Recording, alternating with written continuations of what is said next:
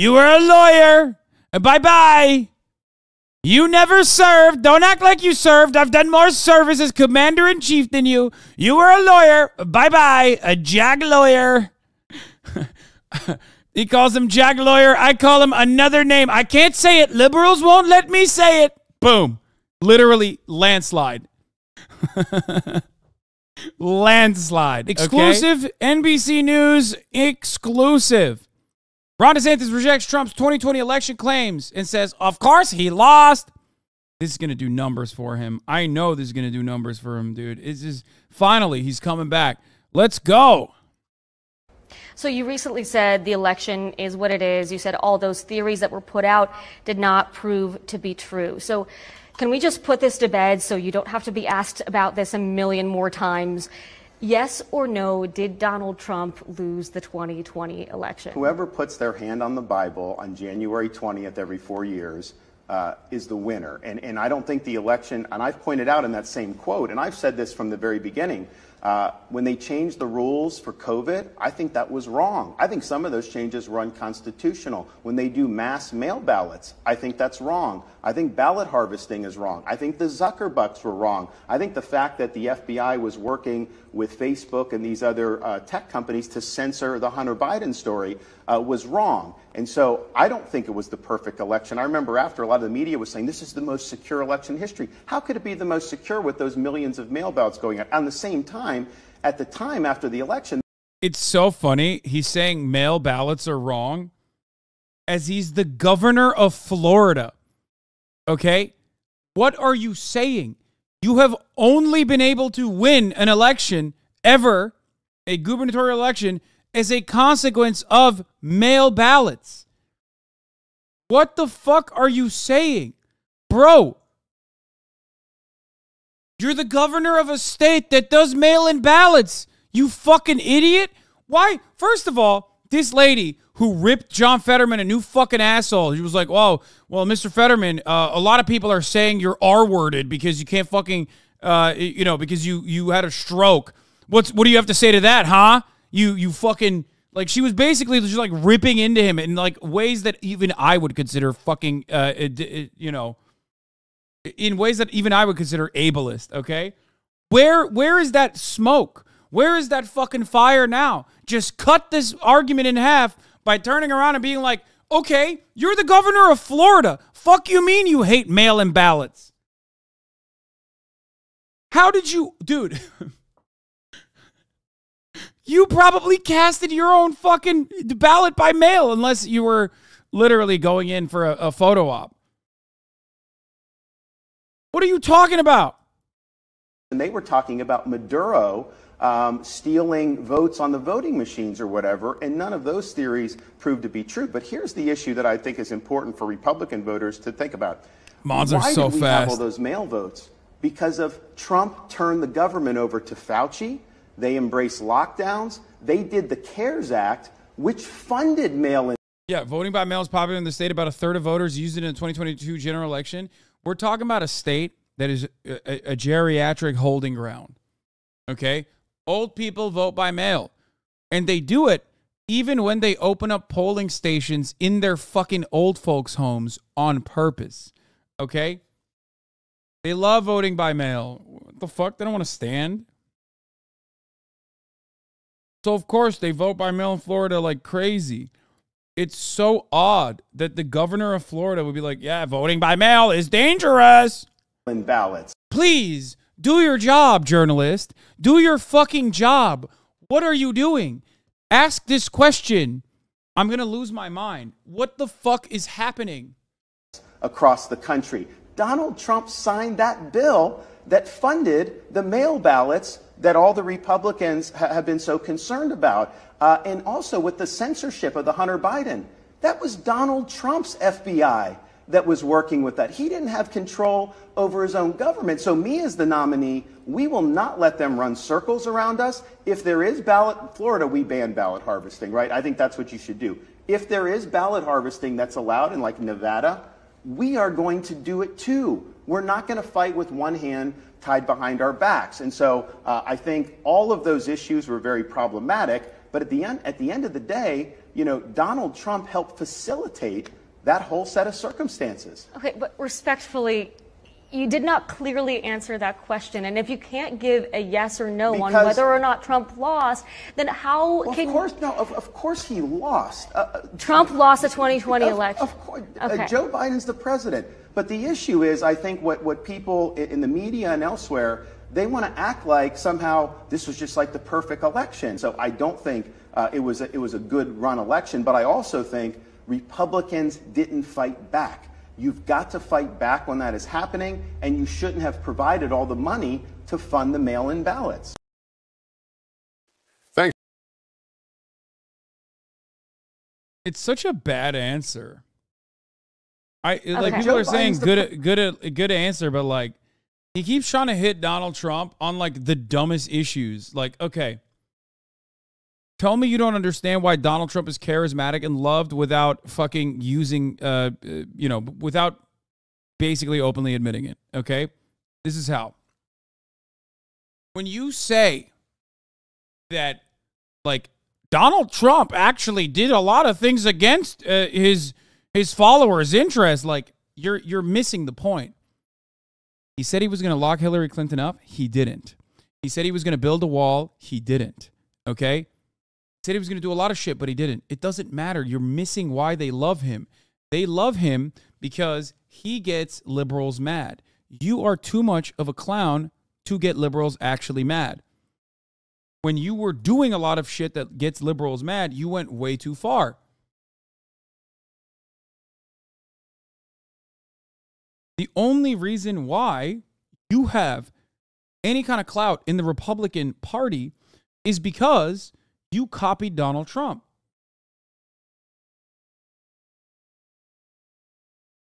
He's trying to have it both ways, where on the one side, he's trying to be like, I'm the reasonable one. I don't have the baggage. But also, the only reason why anybody knows of him or cares about him is because he's Donald Trump's carbon copy. Oh my God, the full video, the full interview, I will die. All right, Governor, look, at the start of this year, you were a rising star in the GOP. You were neck and neck with Donald Trump, widely considered the obvious and... By the way, Ron DeSantis famously never does contentious interviews. That's how you know she's like such a shark.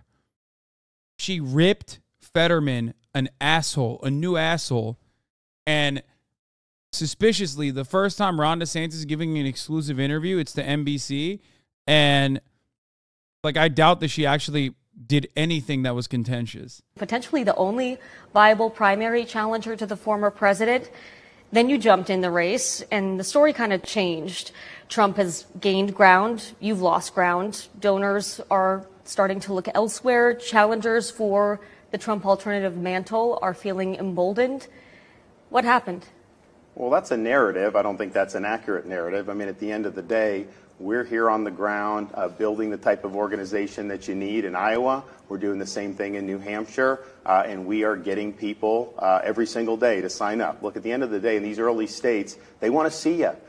They know that I'm governor of Florida. They know we've done good things. People have positive view. Republican voters have positive views, but they want to know why you to be the next president of the United States. And so as we deliver that message, we get a good response. This stuff is something you got to work at. Some of these polls, I've never put stock in them. And at that time, I was saying that stuff was a lot of a mirage, basically who was in the news at the time. Now we're getting down to nitty gritty, and we're going to be here, and we are going to outwork everybody. It's narrative, but narrative sometimes either reflects or sometimes even becomes reality, right? I mean, look, you've got even a Fox News commentator recently saying, quote, you're going to fade out and wither and die on the vine. Your biggest donor is now saying that he may hold his cash back unless you attract new major donors and adopt a more moderate approach. A new Iowa poll does suggest that you are gaining some ground. The margins here are narrower than they are nationally. Okay, she's cooking a little bit, but she also has to because he just looks like shit. It's hard. Oh, God, his face. Oh, no.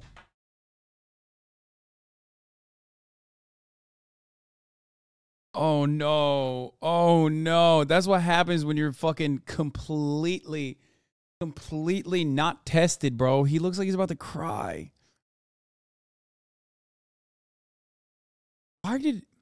Who who put him up for this? Like, who put him up? Why was he like, I'm going to be the governor one day? How did he get so much success? God damn. My cancer wife. But still, overall, Trump's lead has only grown since you began campaigning in earnest. Like, is it possible that you're potentially just out of step with what GOP voters are looking for right now? So if I had a nickel for every naysayer I've had in my life, I'd be a very, very wealthy man. I mean, even yeah, a lot of people shit on me. They shit on me all the time. If I had a nickel for it, man. Nobody likes me. even as governor, people didn't give me a chance to get elected governor in the first place. Then when COVID and we took a stand against the orthodoxy and kept the state free, I was pilloried. People said that my career was over. First of all, that's not how I think. I think about leadership. You said Nick Merckx loves this dude. I fucking doubt he's paid attention to any of the shit that Ron DeSantis has said. Because, like, if he's watched Ron DeSantis recently, like, there's 0% chance that even he would be like, oh, that's my GOAT still. You know what I mean? Even my re-election, I had people a few months before the election saying, oh, his campaign is sputtering. He doesn't know. They don't know what they're doing. And we won the biggest Republican landslide in the history of the state of Florida for governor's race. So you're comfortable with your back against the wall? I would much rather be underestimated. When they underestimate you, that's when we're able to strike. And, I think that it's been something that when people see that you're willing to show up and work, that is not something that every candidate is willing to do. And we are doing it. We're going to earn the nomination, and we're going to get the job done. You are doing it, and I've seen, as I've been to a lot of your campaign events, I have seen a bit of a shift, as there's been a lot of talk about the sort of reboot that your campaign is doing, and this shift that your advisors say you're making from campaigning as an incumbent governor to an insurgent candidate. Campaigning for president is very different than campaigning for governor in Florida, and I am wondering, as you guys are a few weeks into this reset now, what have you learned about what maybe hadn't been working with voters before? Well, look, I think that there are a lot of similarities. The good thing about the state of Florida is it's a microcosm of the United States. You want to see the Midwest. I tell people in Iowa, I'm like, normally when I want to hang out with Midwesterners, I just go to Fort Myers in January because half of the Midwest is there. Same thing, you go to Miami-Dade, that's like Latin America. You go to Palm Beach, Broward, it's like the Northeast. Northern Florida is like the traditional South. So that has really helped us to be able to appeal. This is like probably, I think this is the most wrong Ron DeSantis has ever been. Like, Florida has this very interesting quality to it. And I say this as someone who lived there, where if you live there for an extended period of time, you just become a Floridian, okay? It has absolutely very different vibes from anywhere else. You could be from Ohio. You could be from New York. You could be from New Jersey. You could be one way your whole life. You go to Florida, you live there, you're a different guy. Okay? It's literally the most southern fucking state, and no one in the South agrees that it's a part of the South. Like, think about that. Everyone will be like, oh, Florida, that's his own thing. Because it is. And think about it. It's in the South. It's not the South.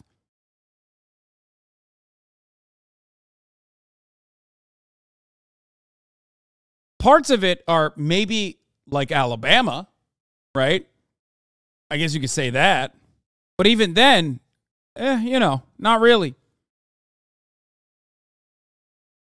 The only parts of Florida, Florida is so different than the rest of the country that the more north you go in Florida, the more south it gets. The more south you go in Florida, the more it becomes its own thing, completely removed from the South. That's how weird of a place Florida is. So to say like, oh man, Florida is like a part of every part of the country is like insane. No. It's very odd. It's its own thing. It's totally in a unique category. And what's happened is I can get the most rural part of Iowa, someone will have a Florida connection. They will come up to me and some will thank me for doing things in Florida that they've heard about. So I think in that sense, it's actually been good preparation. Now, the difference is, yes, they know we've done a good job. I do think it's important to fill in our bio. I think it's important to fill in the fact that I'm a young father with young kids, and my wife and I take that very seriously. And I think it's important to fill in my record of actually it's important that I don't eat sugar, man. Producing results. But what you have to do is tie that into the vision. And what we're now articulating, I think, very strongly is the country's in decline.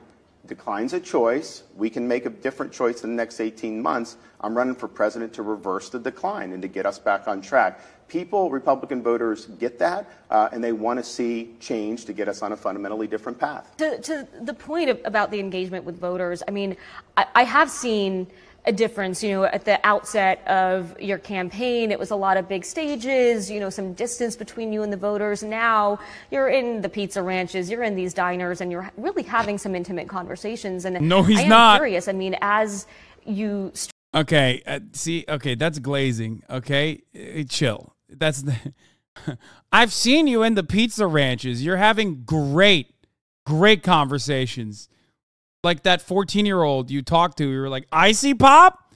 It's got sugar. Wow. Is that a cow? Very nice. Wow.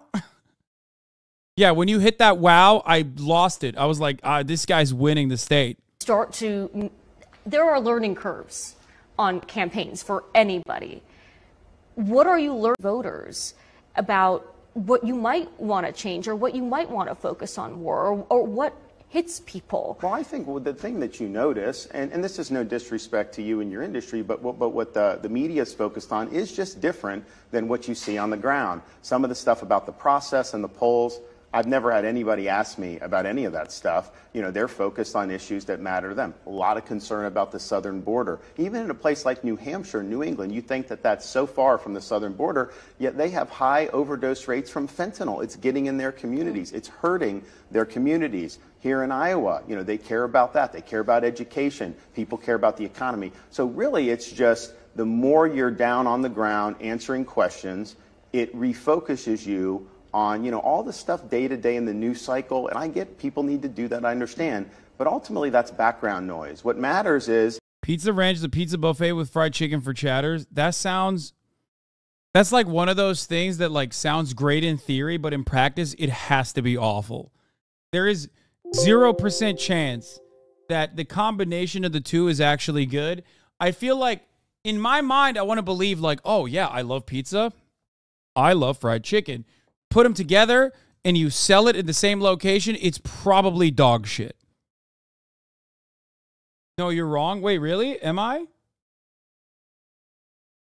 They have an M&M pizza?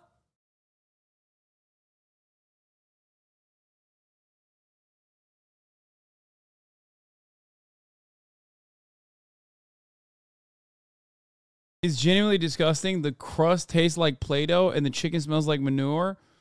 Also, their politics are why my mom calls them Nazi Ranch.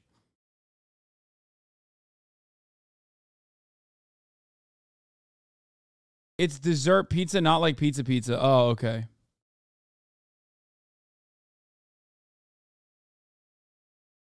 God, Americans have two speeds on ingenuity, okay? When they're coming up with a new way to be racist and when they're making like insane desserts. God, they're so fucking good. Well, I guess Pizza Ranch has both. Never mind. I just realized why people like Pizza Ranch. The future of the country, and being on the ground with voters reminds you of where that focus should be. Have you been refocused after some of the conversations that you've had? Do you think you've honed your message based on what you've heard from voters, or have you? I think when you do this business, you get up in front of folks, and there are things that really sing, and you see the response. There's other things that you may get a polite response for, but it may not be as much. And so, it's all about kind of weaving that in. And I think what we've been able to do. See, this is what I mean. That looks fire. I'm not gonna lie. I'm not even gonna hide it. That looks fucking incredible. That is just, for the record, for those of you who are not in the United States of America, a lot of times when they do like a pizza cookie or whatever, it's just a cookie. It's just one gigantic cookie. Okay? Dude, no, that is so my speed. I love crumble. I love like sugar crumble. Coffee cake is one of my favorites. There's no way I will sit here and lie to you and tell you that that is not good. Right off the bat, right off the jump, I look at that one moment. I look at that for a second. I'm like, that's my shit. I would love to eat that. I would eat that until I fucking had diabetes, okay? They make it super dry as like pizza crust with icing. Wait, what? I love cookies, man. Kazuki over this trash? I don't know. I can see that being good. My mouth is kind of watering a little bit. Fuck. I'm not kidding. That looks delicious in the nastiest ways possible. Do effectively, particularly on these recent travels, is, talk about who I am, as a veteran, as a blue-collar kid that had to work hard to get through school, as a dad, 6', 5, and 3-year-old, a husband. Bro, stop talking about your accomplishments like this, dude. Even when Trump does it, it's so much better. Fuck. It's literally the sexual harassment versus flirtation meme. It's just so shit. It's so shit. I'm a veteran. Like, Donald Trump never served a day, and every single motherfucker was like, he's the most patriotic man in America. What do you mean? He would literally dive in front of bullets. He would save America if he had to. He's the greatest. He never even, he literally shat on veterans. All he needs to do for Ron DeSantis, if Ron DeSantis ever brought up his fucking record, his record of service, Donald Trump could turn around and be like, you were a lawyer. Bye-bye. You never served. Don't act like you served. I've done more service as commander-in-chief than you. You were a lawyer. Bye-bye. A JAG lawyer.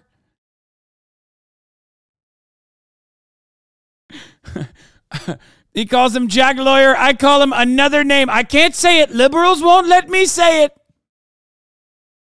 Boom. Literally landslide. Landslide, okay? I'm going to say it, but I can't say it. You can't say any words now, folks. You can't do it. To a great wife, what we've done in Florida, but how that projects to the country's future. And I think Republican voters are sick of people that overpromise, kind of the norm in politics. And what I can show a record of doing is every commitment I made, we honored, and then we over-delivered on our promises. Do you think you might be wasting time trying to win over those hardcore Trump voters? I'm trying to win over every voter. I think that's a misconception. I mean, at the end of the day, like Popeye said, I am what I am. I was a bold governor. As Reagan said, we govern in bold colors, not pale pastels. And I think part of the reason that I did so well in the election was because people knew where I stood, and they knew I was a strong leader. So we haven't really, I think sometimes people overanalyze what you're doing. I want every Republican voter out there. When I won re-election as Florida governor, I got 97% of the Republican vote. That's a record. And in Florida, yes, we have a lot of conservative Republicans. We have some that are more traditional, some that are more liberal. I want to get all of those voters because you need a cross-section of voters to be able to do well. We showed that in Florida, and we're going to show that here. And here's the thing I think that people appreciate. Regardless of your view on each of these issues, and even within our party, we've got diversity of views, all these voters will acknowledge I'm a guy that gets things done. I'm a strong leader, and I will be able to deliver results. And that's very important for them. And look, there are some strategists, to your credit, who say the polling and the widening gap between you and the former president has less to do with anything you are or are not doing. It has more to do with these indictments that do tend to boost the momentum, boost the fundraising, just give the president more support. In fact, one of your supporters, Congressman Massey, recently joked. He said, quote, "We got to find some judge in Florida that'll indict DeSantis quick to close this indictment gap." It's a truism that anytime someone is being persecuted, the camp rallies to their defense. Look, it's a joke, but the point made is a legitimate point there. I mean, each time he's been indicted, most of his primary opponents, yourself included, have kind of rallied to his defense as well. You've made your position clear that you believe the justice system is two-tiered, that it's weaponized. But when Trump is spending his arraignment day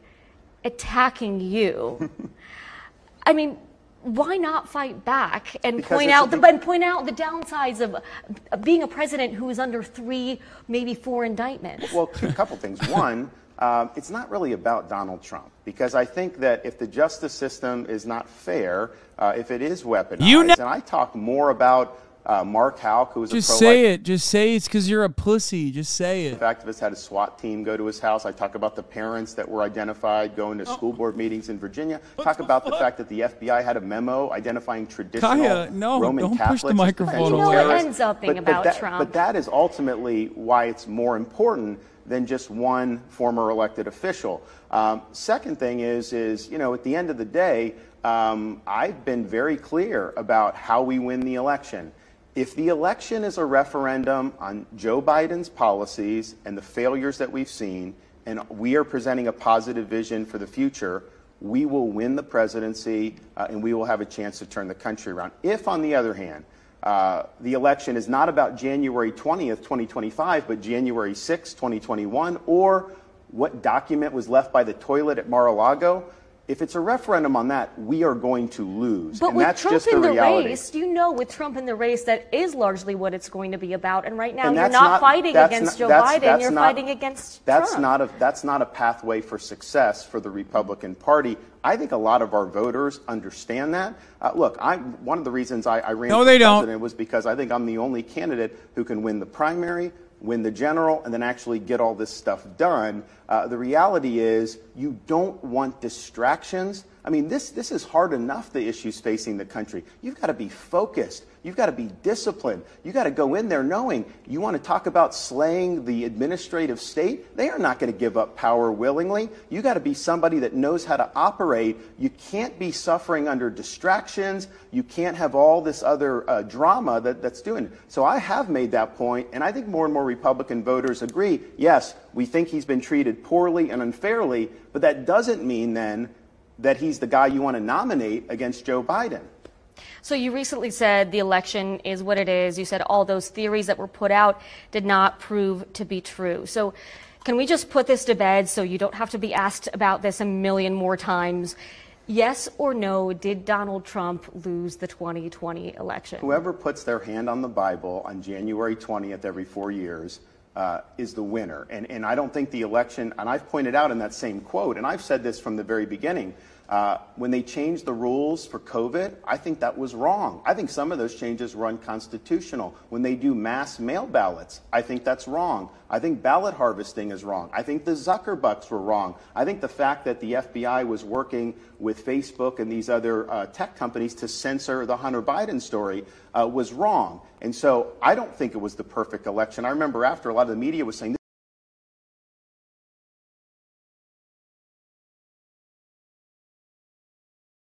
if cartels are trying to run product on that, and we can talk about that. It's both policy parallel.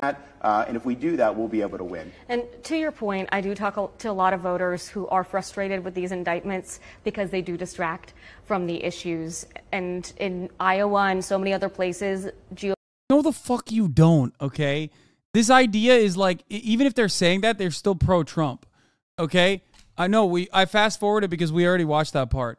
It's just like, it's so annoying. Yeah, I talk to a lot of voters that defend you, except why does it not reflect in the polls then?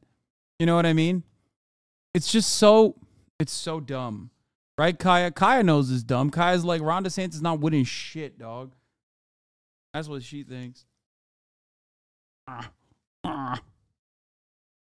GOP primary voters care a lot about immigration and other issues. So I do want to talk to you about some of the policy plans that you've rolled out. You're one of the few candidates that's been very vocal and outspoken and have put out those platforms. So credit to you on that, and we can talk about that. So when it comes to immigration, you went down to the border, you put out a plan to secure the border where you outlined some pretty severe consequences for those who come into our country illegally. You've said that folks can use deadly force, that law enforcement can use deadly force, saying if cartels are trying to run product into this country, they're going to end up stone cold dead.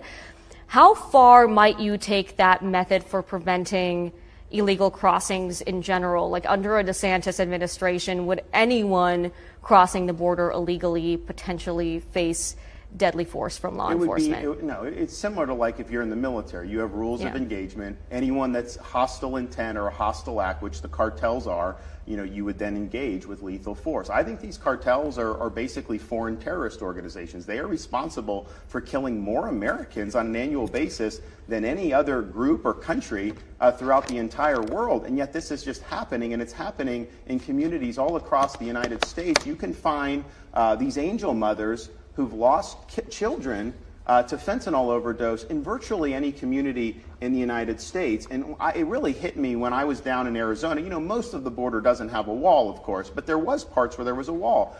Oh my God, he's doing it. He's doing the thing. He's like, Trump said he would build a border, but he did not. You see that? He would build a wall, but he did not. Bro, it doesn't matter. You are never going to be able to outflank Trump from the right. It's so dumb because especially if you do outflank Trump from the right, you come across like a psycho, like the Disney shit. Well, what is he going to do? What is he going to show for that? Oh, look at me. I warred against Disney and Disney won. Like, you're not supposed to actually engage in actions in the culture war. It's supposed to just be a distraction away from tax cuts for the wealthy and business as usual politics. It's so stupid. And these guys are working on the wall. I'm like, what are you doing? They're like, we're repairing the hole. The cartels cut through the steel beams.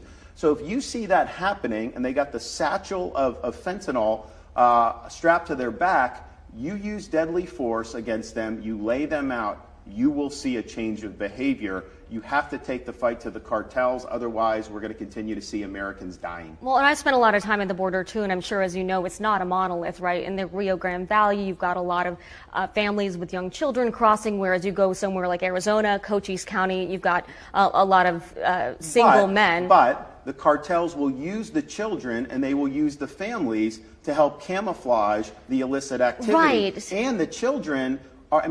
so we actually are doing, we have a statewide grand jury in Florida that's investigating all the illegal migration because we've had it come into Florida. They've actually found instances where a mother will basically rent out children to military-age males because if you come in with a minor, it's better for you to do that than if you come in as a... What kind of a policy is this that is incentivizing that type of behavior? So what we're going to do, we're going to stop it. We're going to put Remain in Mexico back in. We are not going to accept bogus asylum claims. Right now, you come in, you do a bogus asylum claim, they give you a sheet of paper, come back in 3 years for a court date. How is that a disincentive to come illegally? And the thing is yes, there's massive drugs killing people. Sex trafficking, human trafficking, horrible. You do have criminal aliens coming across. But put all of that aside, the sheer number of people, communities are overwhelmed. You can't have, even if it was legal immigration, you can't have that many people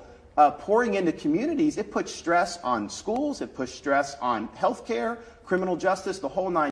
Bro, I'm realizing something really important. Trump Republicans and Republicans in general, whenever they communicate an issue, or when it's like Republican media figures, for example, whenever they communicate an issue, they do a very good job of communicating it with like easily definable, easily upsetting, high intensity arguments. They, like when he's describing something, he just does such a long time. He just takes such a long time. Just stop. Or not being transformative, dude. What the fuck? Okay, thanks, man. When Ron DeSantis describes shit, he describes it like a Democrat. He describes it like a Democrat. You know what I mean? That's the worst thing you can do. It's so boring. He's just like a liberal. Like, Ron DeSantis is basically like Pete Buttigieg. If Pete Buttigieg was like this much of a cretin, you know what I mean? And I'm not saying Pete Buttigieg is good by any metric, but like at least he's like a liberal, right? He like defends liberal positions in a similar way. That kind of, I guess, appeals to a certain degree to a specific type of Democratic voter.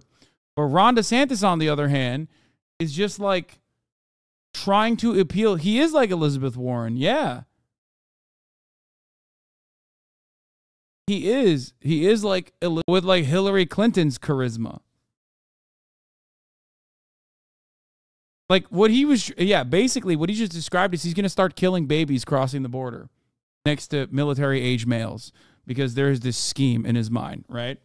That like they're selling babies to the cartel so the cartel can like sling fentanyl over the border.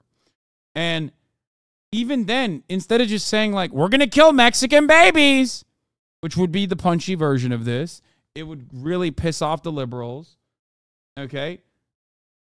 Instead of saying that, he's like, well, you know, cartels, they have babies with fentanyl in their diapers, and we're going to check all the babies' diapers and one by one, and then we're going to go and, you know, I'll win if you vote for me.